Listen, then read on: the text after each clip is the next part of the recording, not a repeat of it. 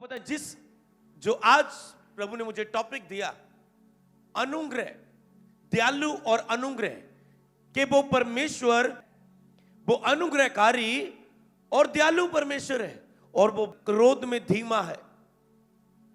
उसका क्रोध तो क्षण भर का है पर उसकी दया सदा की है। हालेलुया।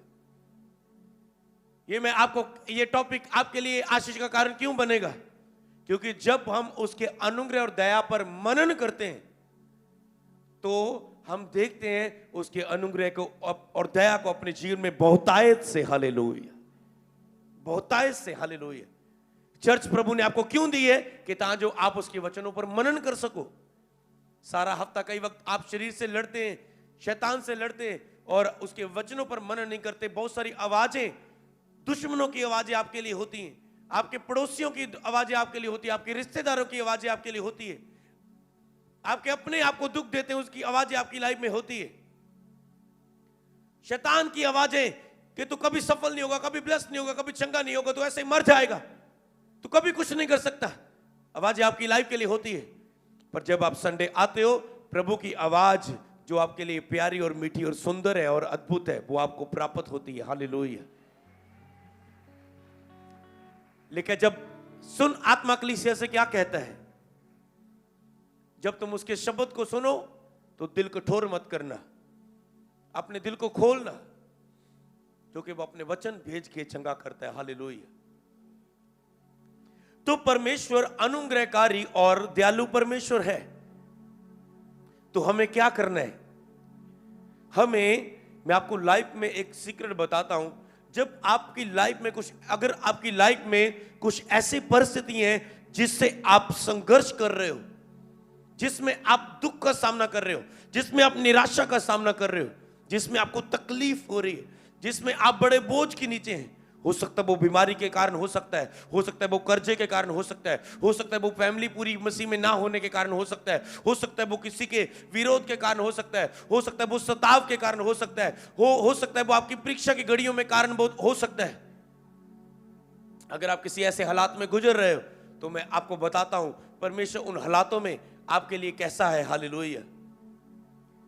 अगर एक मसीह व्यक्ति उसके गुणों पर मनन करे तो वो परमेश्वर की सामर्थ्य और महिमा को देखता है। हालेलुया। और शैतान क्या चाहता है कि आप परमेश्वर के गुणों को ना देख पाए, आप शैतानी गुणों को देख पाए कि शैतान कितना तकड़ा है, ये दुष्ट आत्मा देख कितनी तकड़ी है, देख मैंने तुझे फिर से पाप में गिरा दिया, तेरा परमेश्वर रोक नहीं पाया, देख मैंने तुझे बीमार कर दिया, देख मैंने क्लेश कर दिया, देख तू कहता था मैं नहीं करूंगा, फिर और वो साबित करने की कोशिश करता कि मैं बहुत ताकत से भरा हुआ हूं, पर वो है नहीं है।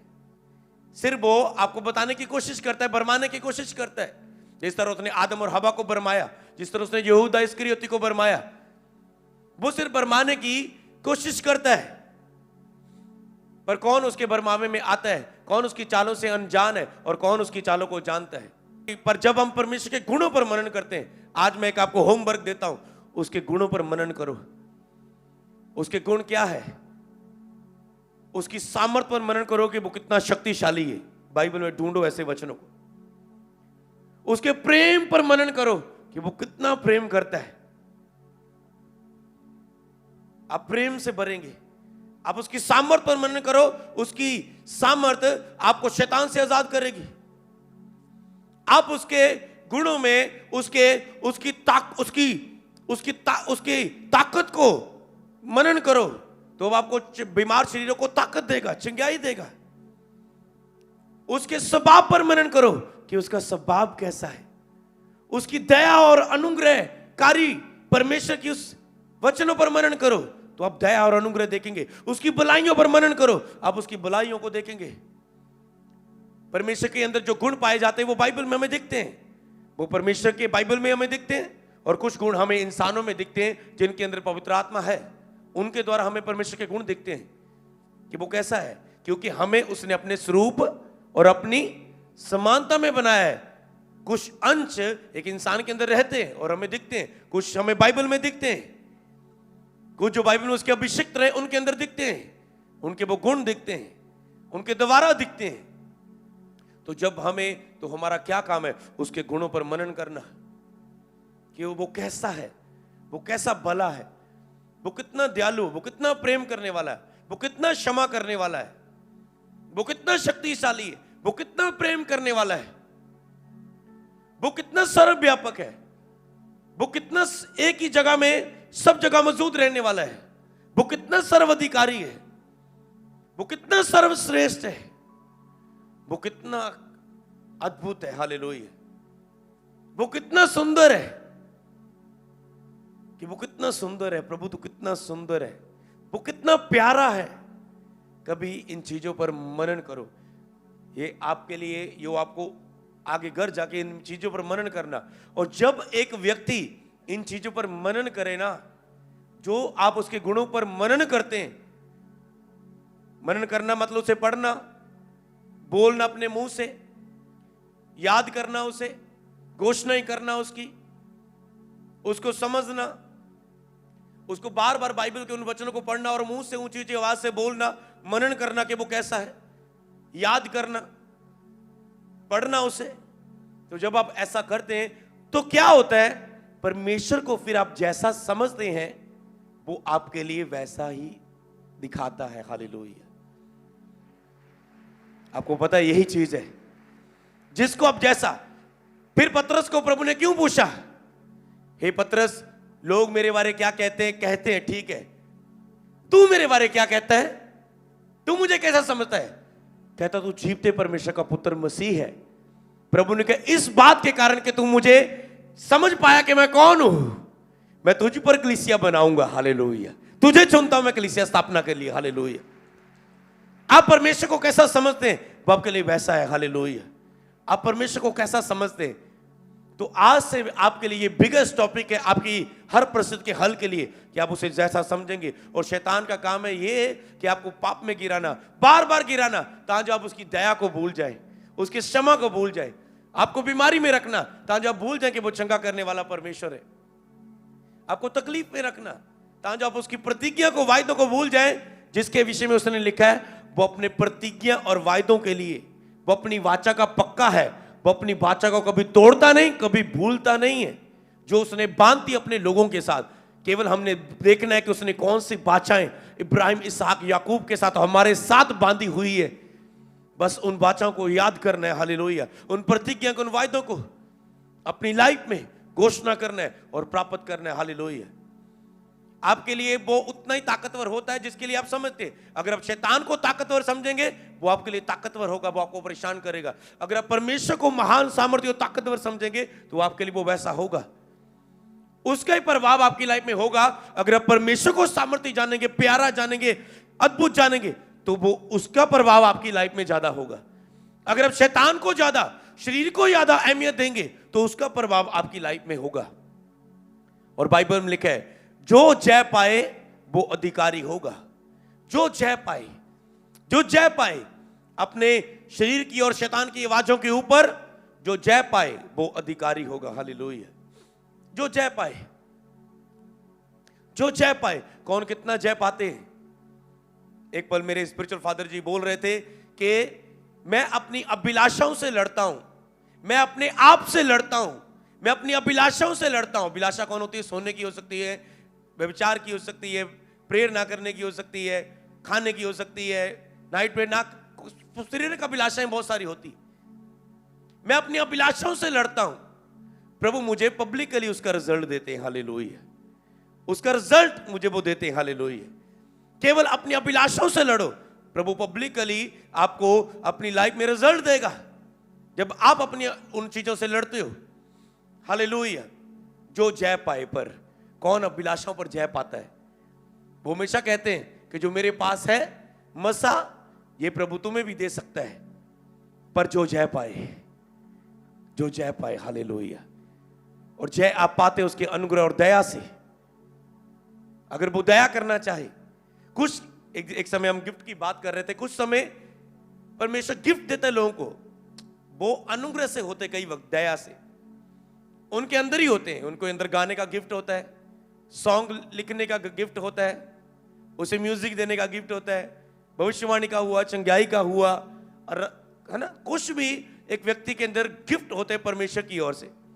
और वो जोर लगा लगा के पैदा नहीं किए जाते, वो परमेश्वर के द्वारा दिए जाते हैं। किसके कारण?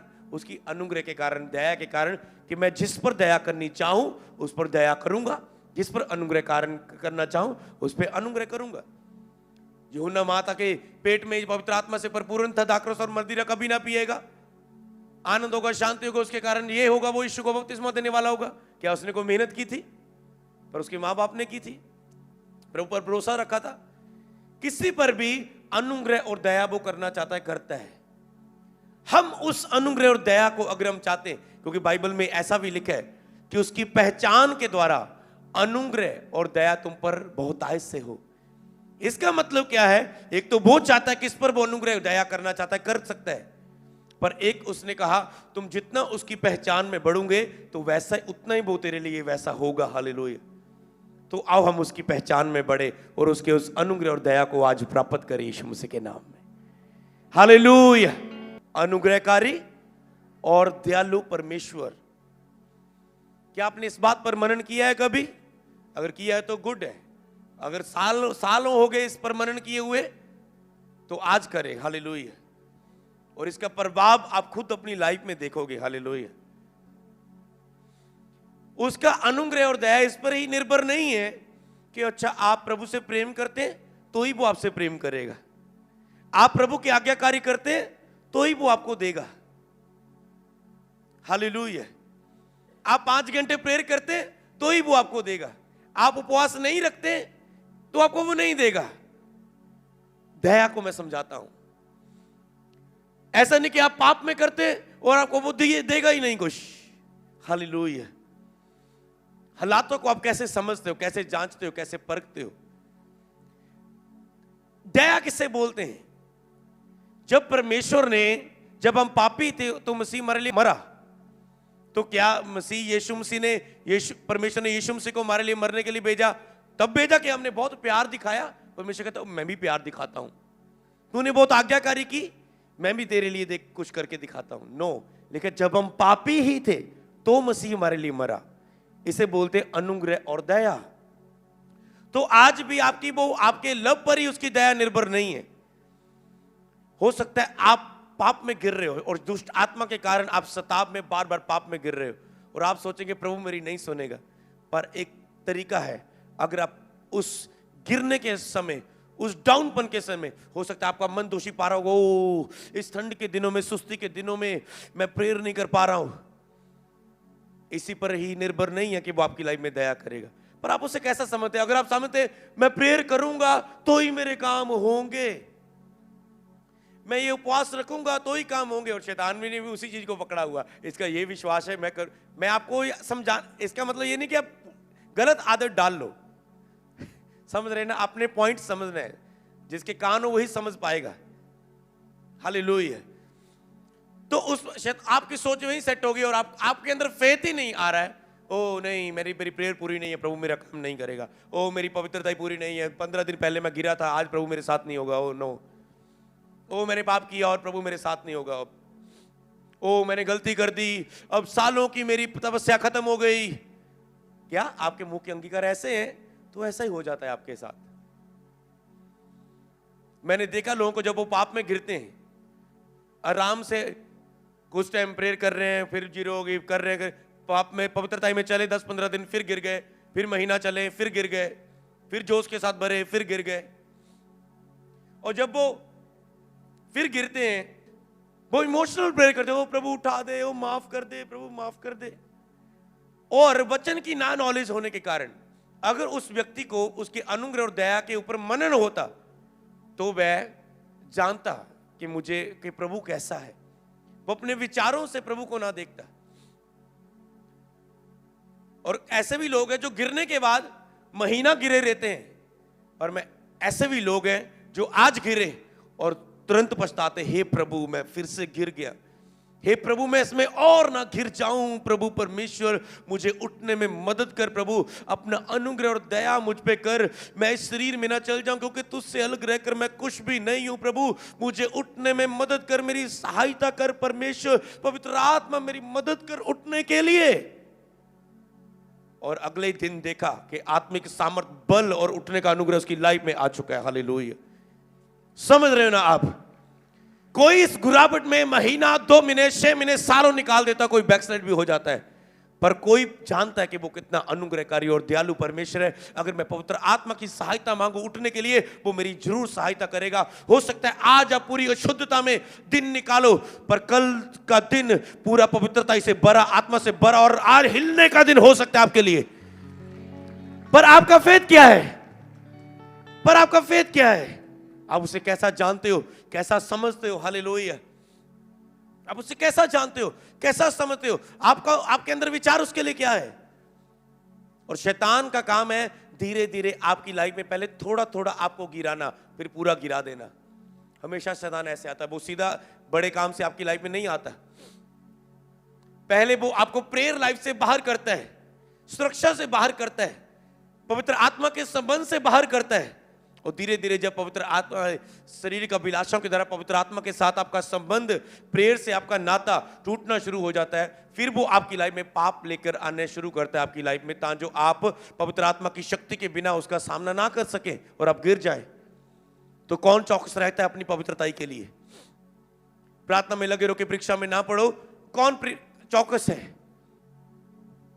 बाद में कहते हो मैं गिर गया, वो शैतान ने मुझे गिरा दिया। लोग बहाने बनाएंगे, जा तो कहेंगे मेरा हालात ऐसा है इसलिए मैं गिर गया, जा तो वो कहेंगे शैतान ने मुझे गिरा दिया, वो शैतान ने गिरा दिया। बस सिंपल, शैतान ने गिरा दिया। हालेलुया। आपको नम्र होना चाहिए परमेश्वर के सामने। आप, कई लोग सोच रहे हो शैतान ने गिरा दिया मुझे, शैतान ने गिरा दिया।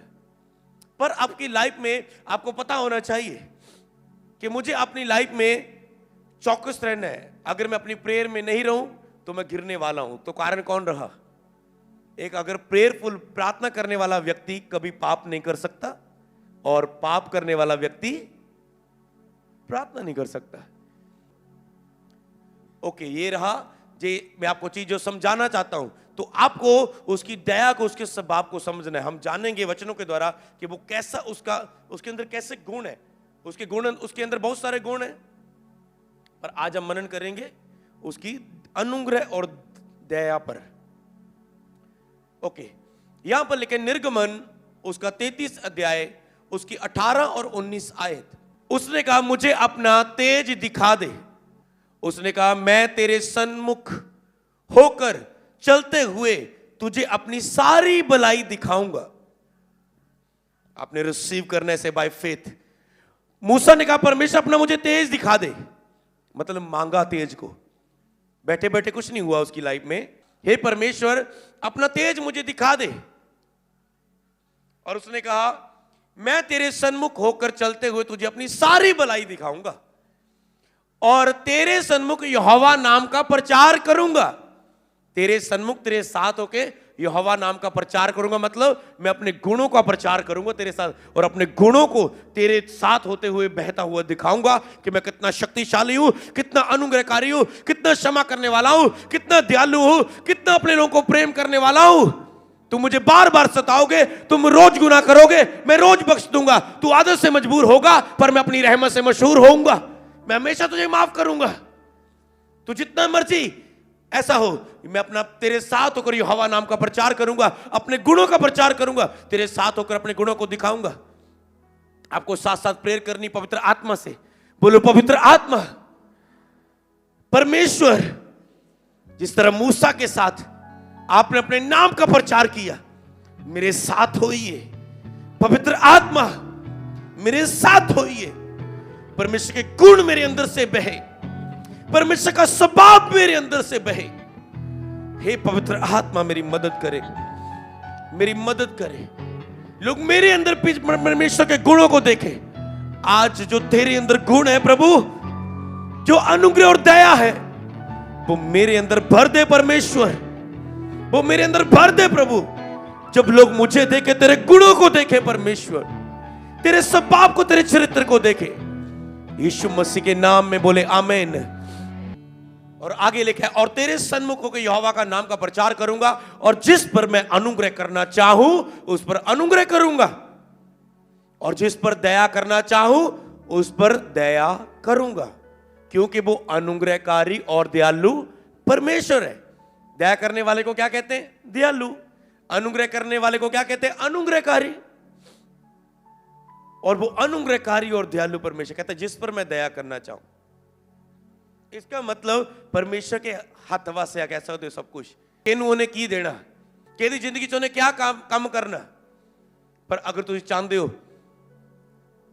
अगर आप चाहते हैं कि उसकी दया हमारे जीवन में हो, वो अपनी भलाई दिखाए, तो आज आपने भी कहना है मूसा की तरह अपना तेज मुझे दिखा दे परमेश्वर, अपने अनुग्रह और दया से मुझे भर दे।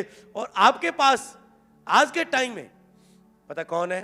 बेस्ट हेल्पर है जो उस अनुग्रह और दया के सिंहासन के सामने लेके जा सकता है। क्योंकि आप कहेंगे ओके, अगर सचमुच सब कुछ परमेश्वर पर निर्भर है जिसके ऊपर उसने जो कुछ करना करे, पर उसने आपको पवित्र आत्मा दी है, उसने आपको वचन दिए। एक व्यक्ति को शैतान तंग कर रहा था प्रार्थना करने के लिए किसी भी तरीके के द्वारा, और वो कह रहा है प्रभु तू मैं, और प्रभु से वो बातें कर रहा है। प्रार्थना में बातें होती है ना कि हम प्रभु से बोल रहे, प्रभु भी बोलता है, कुछ आत्मिक ट्यूनिंग में चल रहा है और शैतान उसे तंग कर रहा है। कहता है प्रभु तू तुझे पता नहीं, मैं देख मैं तुझसे बातें कर रहा, शैतान को भगा क्यों नहीं देता? प्रभु देखता ना, और कुछ नहीं हो रहा है, प्रॉब्लम आई जा रही बात में, ट्यूनिंग में बहुत गुस्सा आई जा रहा है उसे कि आवाज मैं सुन रहा हूं, शैतान मुझे डिस्टर्ब कर रहा है इस तरीके के द्वारा।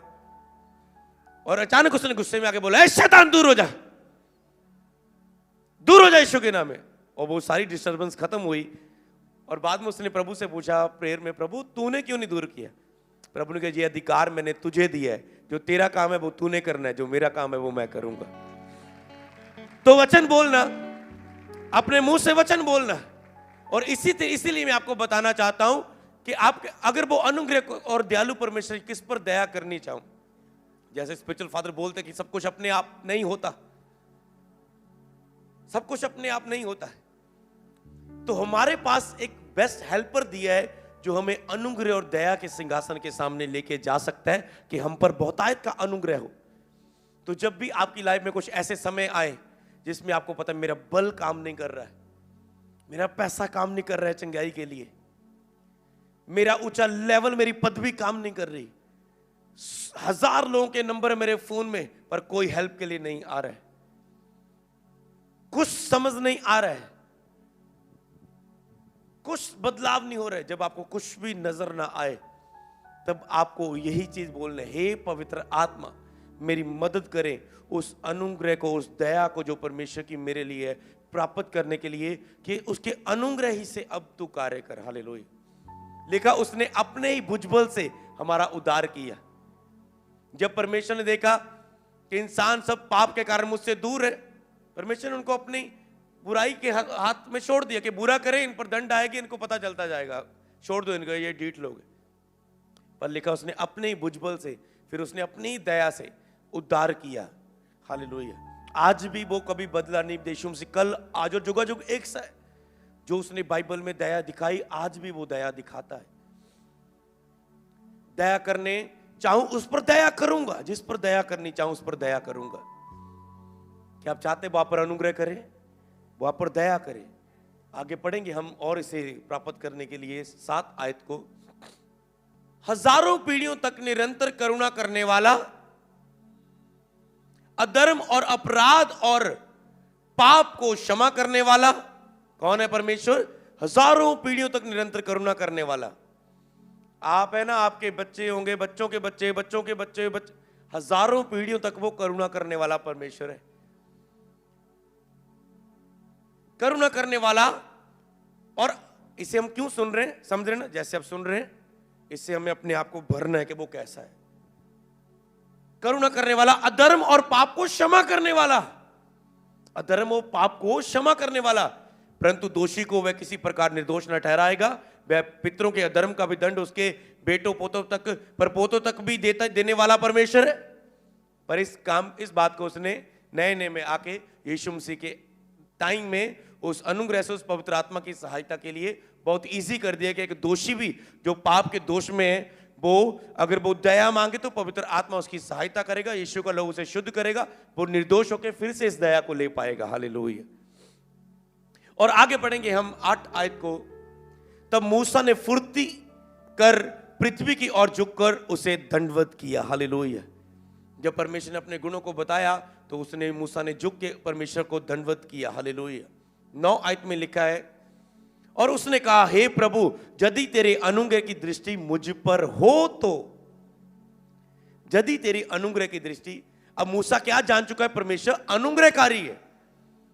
अब उसने कैसी प्रेयर की, प्रभु अगर ये तेरी अनुग्रह की दृष्टि मुझ पर हो, हालेलुया, तो और कहना प्रभु चाहे तो सब कुछ हो सकता है।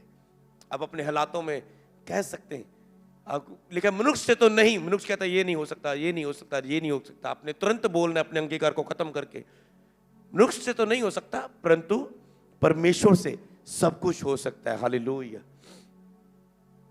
और उसने कहा, प्रभु मुझ पर दृष्टि कर, हम लोगों के बीच में होकर चल।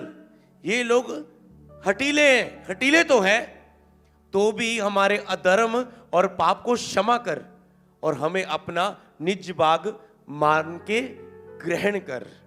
कहता अगर तेरी अनुग्रह की दृष्टि हो हम पर तो हमारे साथ चल प्रभु। पर ये हठीले लोग हैं, ये ढीठ लोग हैं, पर तो भी हमारे अधर्म और पाप को तू क्षमा कर। समझ रहे ना, चाहे आप हठीले है चाहे ढीठ है, आपको लगा ये बंदा नहीं सुधर सकता, हम भी सोचते कई लोगों को देखे ये बंदा नहीं सुधर सकता, टाइम वेस्ट मत करो इस पर परमेश्वर से सब कुछ हो सकता है। अगर आप उस केस को परमेश्वर की दया के हाथ में दे दें, हे परमेश्वर गिड़गिड़ा के दया मांगता हूं, पवित्र आत्मा अगर तू दया करे तो ये चेंज हो सकता है। आज आपके उन हालातों पर जहां पर आपका अंगीकार ये है, ये नहीं हो सकता चेंज, ये ढीठ है, ये हालात चेंज है, ये मेरा पति चेंज नहीं हो सकता, ये मेरा बच्चा ढीठ है, ये व्यक्ति कभी नहीं मानेगा यीशु को, ये तो पूरा विरोधी है, ये तो मन नहीं सकता यीशु मसीह। आप बोले प्रभु तू चाहे तो ये बंदा प्रधानमंत्री तक, ये प्राइम मिनिस्टर, राज्य तक चेंज हो सकते हैं प्रभु परमेश्वर। तू चाहे तो प्रभु परमेश्वर, तू चाहे तो ऐसे केस जो आपको लगता है कुछ नहीं हो सकता, आज उसे उसके अनुग्रह के सिंहासन के सामने सौंप दे और वो बोलेगा मैं सब कुछ कर सकता हूं। हालेलुया। ओके, आगे पढ़ेंगे हम, व्यवस्था विवरण में देखेंगे क्या उसकी अद्भुत दया, अपार कृपा है। परंतु वहां भी यदि तुम अपने परमेश्वर यहोवा को ढूंढो तो वह तुमको मिल जाएगा। एक स्थान कहता है ऐसा आएगा तेरी लाइफ में, कई बार ऐसा स्थान आ जाता, आप कहते हो अब तो कुछ नहीं, अब हुण कोई आस नहीं रही, हुण कोई चांस नहीं रहा, ओ हुण तो मैं गिर गया, हुण तो 6 महीने पार पाप दे विच, अब कोई चांस नहीं है, ओ हुण तो। जब आपको कोई चांस नजर ना आए, कहता है परंतु वहां पर भी यदि तुम अपने परमेश्वर यहोवा को ढूंढोगे तो वह तुझको मिल जाएगा। कहता है ऐसे स्थान में भी अगर तू हार मत मानो, ढूंढना शुरू करे यीशु मसीह को, सच्चे परमेश्वर को ढूंढना शुरू करे कि सच्चा परमेश्वर कौन है। जितने पहली बार चर्च में आए होंगे, आपको एक ही लेसन बताता हूं इन सब बातों के बीच में से, कि अगर आप कहें कि मैं ढूंढूं कि सच्चा परमेश्वर कौन है, हालेलुया, कहता है पॉसिबल तेरे लिए हो सकता है सब कुछ भी इम्पॉसिबल ना होगा फिर, तो वह तुमको मिल जाएगा। पर शर्त यह है, कहता है पर शर्त है, एक शर्त यह है कि तू अपने पूरे मन से और अपने सारे प्राण से उसे ढूंढोगे। जब आपको लगता है ना हुण नहीं, हुण पाप तो नहीं उठ सकता, हुण इस बीमारी तो चंगा नहीं हो सकता, हुण तो डॉक्टर ने जवाब दे दिता, हुण तो डॉक्टर कहते बस ऑपरेशन ही हल लिया, कुछ भी केस लगा लो, जब आपको लगता है अब नहीं कुछ हो सकता, अब तो कर्जा इतना बढ़ चुका है, रोज चाहे मैं इतनी दिहाड़ी कर लूं फिर भी खत्म नहीं हो सकता, उम्र निकल जाएगी पूरी, अब तो मरे ही जाते हैं, सुसाइड करते हैं। प्रभु कहता है कोई मरने की जरूरत नहीं है, क्योंकि मैं तेरे लिए मर चुका हूं तुझे जीवन देने के लिए। हालेलुया। मैं अपने पूरे मन से, अपने सारे प्राण से तू उसे ढूंढे। जब आपको लगता है अब कुछ नहीं चांस मिल रहा है, कहता अपने पूरे मन से, पूरे प्राण से उसे ढूंढना शुरू कर दे। हो सकता है आप रात को पाप में गिरे और सुबह उठ के आप पूरा मन डोल दे, क्योंकि पता है आपकी कई वक्त जब आप पाप में नहीं गिरे होते, आपकी प्रेयर इतनी पावरफुल नहीं होती। आपको लगता है मैं धर्मी हूं, ठीक है चल रहा है, सब कुछ है चल रहा है, ठीक है, हाँ ठीक है, होगी प्रेयर, कदे हिल रहे हैं, वासियां ले रहे, इधर हो रहे उधर हो रहे, उठ रहे हैं, ये विचार आ रहे वो विचार आ रहे हैं, सब कुछ हो रहा है, हाँ प्रेयर ना की ठीक है, ना कर ली ठीक है बस। पर जब आप गिरते हो पाप में, उस समय अपनी प्रेयर को याद करो, पूरी डुल जाते हो आप परमेश्वर के सामने। हालेलुया। तो परमेश्वर की निगाह में पता ये कितना उत्तम है जब पूरा उंडेल देते हो, जिस तरह मरियम ने उंडेल दिया यीशु के चरणों में अपने आप को, पूरा आंसुओं के साथ, अपने बालों के साथ, अपने पूरे मन को उसके सामने उंडेल दिया, क्योंकि उसे पता था मैं कौन हूं। हालेलुया, मैं पापी हूं। प्रभु ने कहा पापी मुझसे ज्यादा प्यार करते हैं और पापियों को मैं ज्यादा यूज करता हूं, क्योंकि वो पूरा उंडेल देते अपने आप को मेरे सामने। तो यही चीज में आप इस समय आप क्या समझ रहे हैं? अब लगता है ओ अब मैं गिर चुका हूं, अब कोई चांस नहीं है, मैं तो ऐसा ही हूं, चांस नहीं है। चांस नहीं कहता, चांस है। यदि तो अपने पूरे मन से और पूरे शरीर से ताकत से मुझे उस समय प्रेयर करे तो मैं तेरे अगला दिन तेरा टोटली चेंज होगा। जो लोगों को 40 रोजों में मिलता है वो तुझे एक दया की प्रेयर से मिल जाएगा अगले दिन। वो यही तो उसकी दया है, यही तो संपूर्ण मन से उसे ढूंढे। एक ऐसा हथियार है आपके पास, पूरा मन और शरीर से ढूंढना। सब कुछ हो सकता है आपकी लाइफ में, तो वह तुमको मिल जाएगा। शर्त यह है कि तो अपने पूरे मन से और अपने पूरे प्राण से उसे ढूंढो। हालेलुया। पढ़ेंगे हम 30 आयत। अंत के दिनों में जब तुम संकट में पड़ो तो ये सब विपत्तियां तुम पर आ पड़ेंगी, तब तुम अपने परमेश्वर यहोवा की ओर फिरो और उसकी मानना। आगे लिखा है क्योंकि तेरा परमेश्वर यहोवा दयालु ईश्वर है। ओके, इसमें पढ़ने से पहले कि अंत के दिनों में कहते हैं ये सब विपत्तियां जब तुझ पर आ पड़ेगी। कई बार आपकी लाइफ में कुछ विपत्तियां आती हैं, मुसीबतें आती हैं। पिछले साल 2020 में लोगों को कोरोना ने बहुत तंग किया। 21 में थोड़ा थोड़ा सा उन्हें आस नजर आई। अब लगते रहे कि चैलेंज कुछ और बढ़ोतरी में 22 में फिर से। अब कहते हैं अंत के दिनों में जब ये सब आपते, जब सब संकट के समय तुझे आते हुए दिसे, तब उन विपत्तियों में तुझ पर आ पड़े तो तुम अपने परमेश्वर यहोवा की ओर फिरो और उसकी मानना। तो क्या आपके लिए चांस है? जितने लोग पहली बार आए हैं, हो सकता है बहुत आपको कठिन दिन अपनी लाइफ में लग रहे होते, पर प्रभु कहते हैं तब तुम अपने यहोवा की ओर फिरना और उसकी मानना। परमेश्वर से दूर हो गए हो, उसकी माननी बंद कर दी है, उसको मूर्ति समझ के मान रहे हो, उसको पेड़ दरख्त, उसको सूरज चंद्रमा पानी समझ के मान रहे हो, सृष्टिकर्ता को छोड़ दिया और सृष्टि की पूजा करनी शुरू कर दी। इंसानों को परमेश्वर समझ के मान रहे हो, अपनी सोच अपनी विचार से परमेश्वर को मानते हो। कई लोग क्वेश्चन करते हैं बाइबल में ये क्यों लिखा है, ये क्यों, फिर ये क्यों, वो क्यों, वो क्यों। उन लोगों को मैं सलाह देना चाहता हूं कभी क्वेश्चन मत करो, क्योंकि आप टोटली अभी शरीर में हो। यही चीज 5 घंटे प्रेयर करो, 40 रोजे रखो और पहुंचो पवित्र स्थान में, आपके मुंह बंद हो जाएंगे परमेश्वर के सामने, बंद हो जाएंगे आपके मुंह। क्यों अपनी लाइफ का रिस्क लेते हो? हालेलुया। परमेश्वर को प्रसन्न करते हो एक शरीर में चलते हुए। हालेलुया। आत्मा में प्रवेश तो करो, आपको सब आत्मिक बातें जान जाएंगी, क्योंकि शारीरिक व्यक्ति के लिए आत्मिक बातें मूर्खता की बातें हैं। हालेलुया। मूर्खता की बातें हैं। आपको उस समय के अनुसार परमेश्वर के को समझना पड़ता है कि वो कैसा है। जब आप परमेश्वर को समझना बंद कर देते हो, आप उससे दूर हो जाते हैं। आपको पता है, जब आपको पता आप उसे समझना बंद कर देते, वो दयालु है, वो कृपालु है, वो चंगा करने वाला, वो क्षमा करने वाला, वो बहुत प्रेम करने वाला, बहुत शक्तिशाली, बहुत सामर्थ्य, जब आप उसे भूल जाते हो तो इसके उल्ट जो है सब चीजें आप पर अटैक करना शुरू कर देती। समय के अनुसार आपको भी बढ़ना पड़ता है। समय के अनुसार आत्मिक मैच्योरिटी में, आत्मिक सोच में आपको बढ़ना पड़ता है। हालेलुया। कलीसिया को आत्मिक समय के अनुसार आत्मिक लेवल में बढ़ना पड़ता है, क्योंकि जो समय के अनुसार कलीसिया आगे नहीं बढ़ती वो फिर आगे बढ़ नहीं पाती अपनी लाइफ में। समय के अनुसार आपको आत्मिक जीवन में बढ़ना होता है, नहीं तो आप पीछे रह जाते हैं। हालेलुया। आगे 31 आयत को पढ़ेंगे। क्योंकि तेरा परमेश्वर दयालु ईश्वर है। वो आपसे कह रहा है कि तेरा ईश्वर मैं दयालु ईश्वर है, वह तुझको ना तो छोड़ेगा ना ही नष्ट करेगा, और वह अपनी वाचा उसके सारे पितरों से शपथ खाकर बांधी है, उसे नहीं भूलेगा। वो कहता है मैं दयालु हूं, मैं कृपालु हूं, मैं तुझे छोड़ूंगा नहीं, नष्ट नहीं करूंगा। जो वाचा मैंने अपने पितरों से, तेरे पितरों से बांधी है, सब लोगों से बांधी है, तेरे पितरों से शपथ खाकर बांधी, मैं उसे नहीं तोड़ूंगा। आपको वाचा ही नहीं पता क्या है, क्या वाचा है, क्या वायदे उसने आपके साथ किए, क्या प्रतिज्ञाएं की है, क्या प्रॉमिस उसने किया, मैं तेरे लिए ऐसा होऊंगा, ऐसा होऊंगा, ऐसा करूंगा, तेरे लिए ये करूंगा, वो करूंगा। पीछे समय आपको सिखाया गया था उसकी प्रतिज्ञा को पढ़ना, घोषणा करना, मनन करना। किसे बोलते बाइबल में? आपने पढ़ा था, सुना था, 2-3 दिन किया, आज कहां गए? समझ गए ना? आपने 2-3 दिन हो जोश के साथ की प्रतिज्ञा, घोषणा, प्रेयर 0 होगी, 6 महीने निकल गए। इसको बोलते वचन मनन करना। फिर से उन बातों को दोबारा अपनी डायरी में को उठाना, पढ़ना, फिर से उन प्रतिज्ञा वाले टॉपिक को सीखा तो है, बस सिर्फ याद रखना। अच्छा, प्रतिज्ञा वाला टॉपिक भी है, मनन करते हैं। चलो आज बाइबल में कई वे लोगों को लगता है क्या पढ़े बाइबल में, क्या सोचें, प्रेयर में क्या बोले, क्योंकि कुछ नहीं है। जब आपको टॉपिक्स आपकी लाइफ में होंगे, ओ प्रतिज्ञा पर मनन करना टॉपिक है, चलो बाइबल में प्रतिज्ञा ढूंढे। प्रभु के गुणों पर मनन करना है, चलो बाइबल में प्रभु के गुणों पर मनन करें। आत्मिक फलों पर मनन करना, क्यों ना चलो गलातियां खोले आत्मिक फलों पर। मतलब आपको मनन करना होता है, उन चीजों को याद करना है, दोबारा रिपेयर करना होता है, अपनी रिचार्ज करना होता है अपनी स्पिरिट को, जिस तरह आप फोन को रिचार्ज करते हो, नहीं तो बैटरी लो हो जाती है। भजन संहिता 145 उसकी 8 आयत से लेके 21 आयत तक। यहोवा अनुग्रहकारी और दयालु, विलंब से क्रोध करने वाला, अति करुणामय है।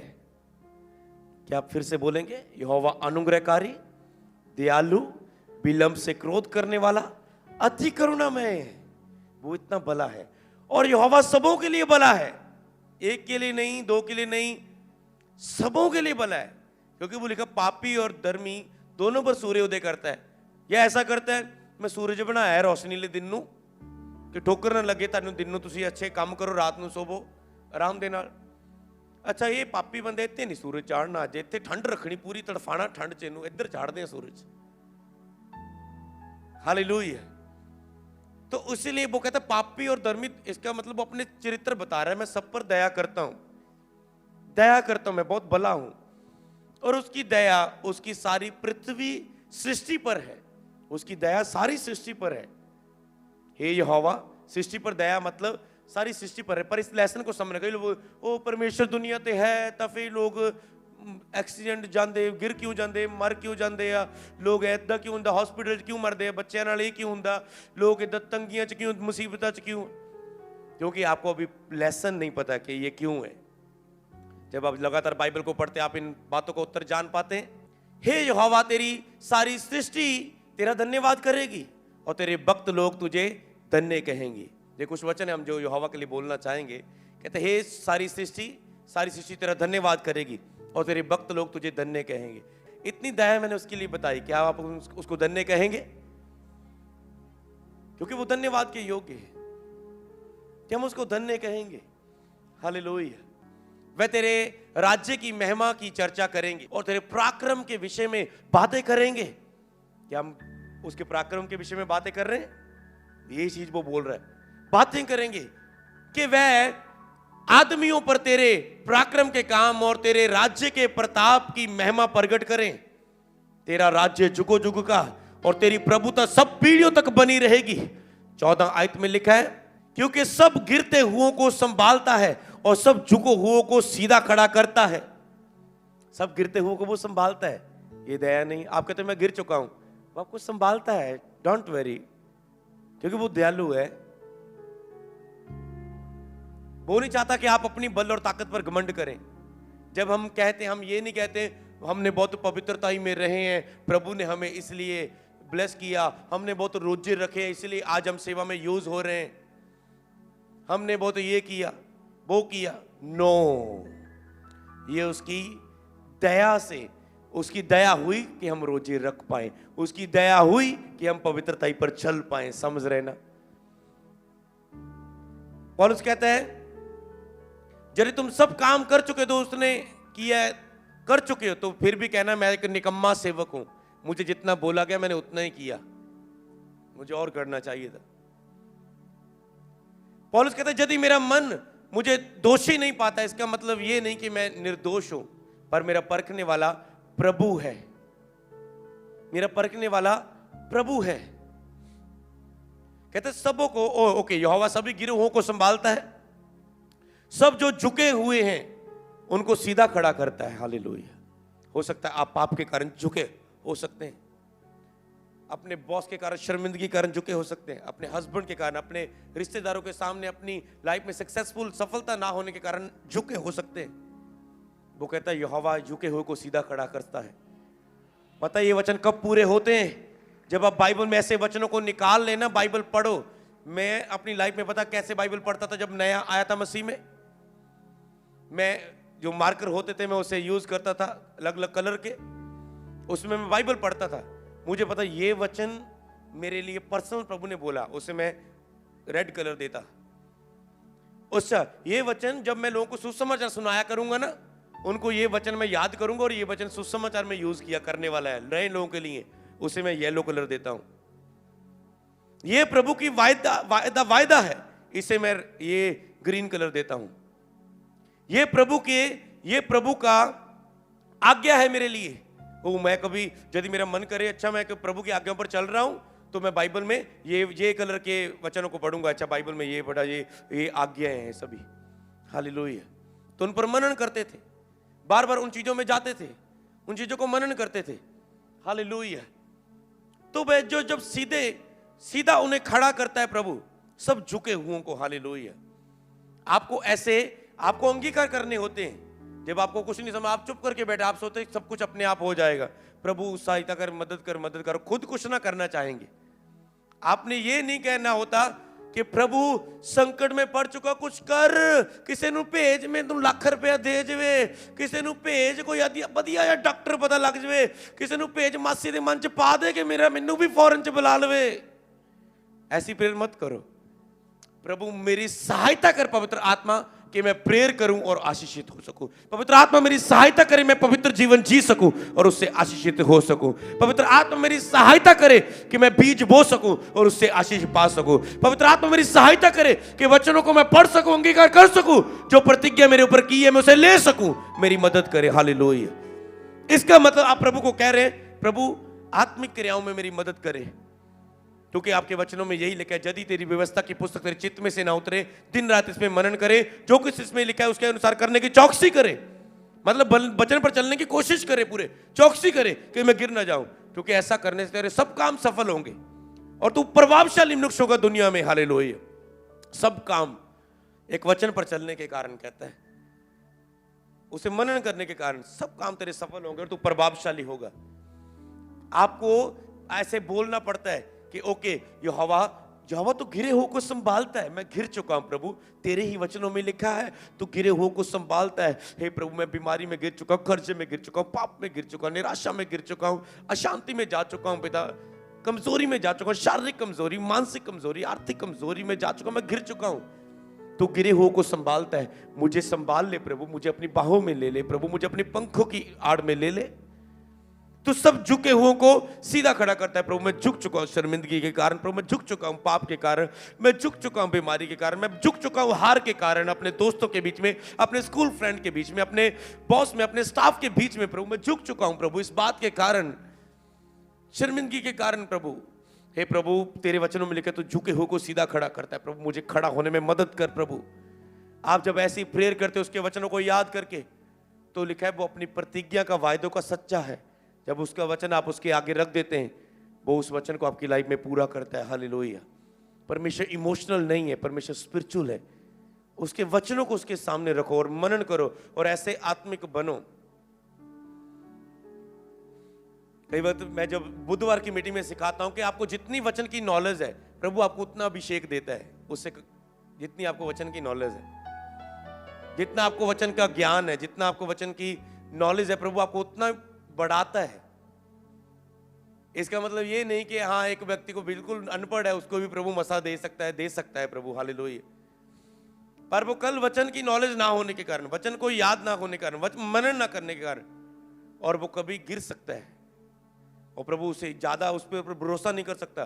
पर जिसको वचन पता है, समझ है और वो सीरियस है वचन के लिए, अपनी प्रेयर के लिए, अपनी बाइबल रीडिंग के लिए, अपनी पवित्रता के लिए सीरियस है, उस पर वो ज्यादा भरोसा कर सकता है। जो किसी मेंटर के नीचे, किसी अगुवे के नीचे, उसके ऊपर भरोसा कर सकता है, हालेलुया। जो किसी के अधीन नहीं, वो कहता मैं किससे बात करूं जब मुझे पाप में गिर चुका है, हालेलुया। तो उसने ऐसे कुछ आत्मिक रूल्स रखे जिसमें वो आपको सुरक्षित रखता है, हालेलुया। ओके, आगे लिखा है, हम सबों की आंखें तेरी ओर लगी रहती है और तू उनको आहार समय पर देता है। हम सबकी आंखें उसी पर लगी रहती है, समय पर वो हमें आहार देता है, हमें हर भोजन का इंतजाम करता है। तू अपनी मुट्ठी खोलकर सब प्राणियों को आहार से तृप्त करता है। 17 आयत में लिखा है, यहोवा अपनी सब गति में धर्मी और अपने सब कामों में करुणामय है। सभी गति में धर्मी, सब कामों में करुणामय है। जितने यहोवा को पुकारते हैं, अर्थात जितने उसकी सच्चाई को पुकारते हैं, उन सबों के वह निकट रहता है। और जितने उसको सच्चाई से पुकारते हैं, एक तो पुकारते हैं यहोवा को, पर जितने सच्चाई से पुकारते हैं। पहले उसने पुकारते बोला जितने यहोवा को पुकारते हैं, उसने बोला शरीर को बंदा तो कहेगा प्रभु मैं तो तुझे पुकारता हूं, मेरा तो काम होता नहीं। उसमें बाद में थोड़ा क्लियर कर दिया, जितने सच्चाई से पुकारते हैं, जितने सच्चाई से तुझे पुकारते हैं, मतलब वचन पर चल के तुझे पुकारते हैं। कई आप ये नहीं कह सकते प्रभु तेरे वचन में ये लिखा है, आप तब कह सकते प्रभु देख तेरे वचन में लिखा है ये पाप छोड़, आज्ञाकारी कर, मैंने ये किया, अब तेरा वचन भी पूरा हो। आप ऐसा नहीं कह सकते रोज पाप करे, 5 बीड़ी ले, 5 पैग ले और 5 गंदी फिल्में देखे और 5 लड़कियों को फोन में बात करे और व्हाट्सएप में 10 जनों से चैट करे और फेसबुक में 1 घंटा बिताएं और आप कहें प्रभु तेरे वचन में ये लिखा है पूरा कर।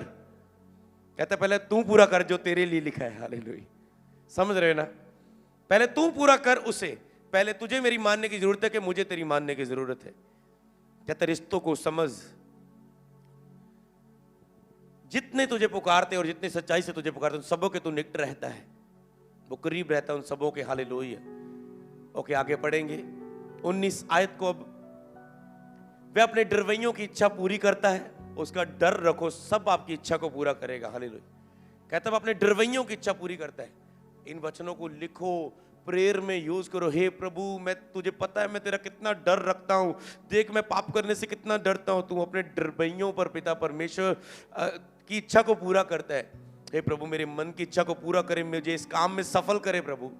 तो आप कह सकते हैं हालेलुया। और उनकी दुहाई सुनकर उसका उद्धार करता है। वो आपकी दुहाई सुनेगा, आपका उद्धार करेगा। और यहोवा अपने सब प्रेमियों को की तो रक्षा करता है, परंतु सब दुष्टों को सत्यानाश करता है। जो तो यहोवा के प्रेमी है उनकी वे रक्षा करता है, परंतु जो दुष्टता में चलते हैं, पाप में चलते हैं, प्रभु को सताते हैं, नफरत करते हैं, उनका सत्यानाश होता है उन्हीं के पापों में गिर के। क्योंकि अभिलाषा जब गर्भवती होती है पाप को जन्म देती है, जब पाप बढ़ जाता है तो वो मृत्यु को जन्म देता है। हालेलुया। हर एक व्यक्ति अपनी अभिलाषा में गिर के परीक्षा में पड़ता है, परमेश्वर के कारण नहीं। बाइबल बताती है हर एक व्यक्ति अपनी अभिलाषा में गिर के, गंदा देखने की अभिलाषा, मुंह के शब्द गलत बोलने की अभिलाषा, मन की अभिलाषा, हाथों की अभिलाषा, आंखों की अभिलाषा, वे अपनी अभिलाषा से गिर के परीक्षा में पड़ता है। आदम हवा आप अपनी अभिलाषा से गिर के, देखने को अच्छा है, बरमाई गई, मन में आया अच्छा प्रभु से बड़े हो जाएंगे, खा के देख लेते हैं। अभिलाषा, अपनी अभिलाषा से गिर के वो परीक्षा में पड़े और आदम की वाटिका से निकाल दिए गए आदम हवा, पहले माँ बाप। तो इसीलिए यहोवा अपने प्रेमियों की तो रक्षा करता है, परंतु दुष्टों का सत्यानाश करता है। 21 आयत में लिखा है लास्ट में, मैं यहोवा की स्तुति करूंगा और सारे प्राणी उसके पवित्र नाम को सदा सर्वदा धन्य कहते रहें। सब बोले आमीन। क्या आज आप उसकी इस दया के सामने कह सकते हैं मैं यहोवा की स्तुति करूंगा, सारे प्राणी उसके पवित्र नाम को सदा सर्वदा धन्य कहते रहे। बोलो तू धन्य है, महिमा के योग्य है, तू धन्य है, महिमा के योग्य है। क्या हम इसी वर्शिप को कर सकते हैं? तू धन्य है, महिमा के योग्य है, तू धन्य है, महिमा के योग्य है, तू धन्य है, तू धन्य है, तू अनुग्रहकारी है। हम उसकी तारीफ का भजन गाएंगे।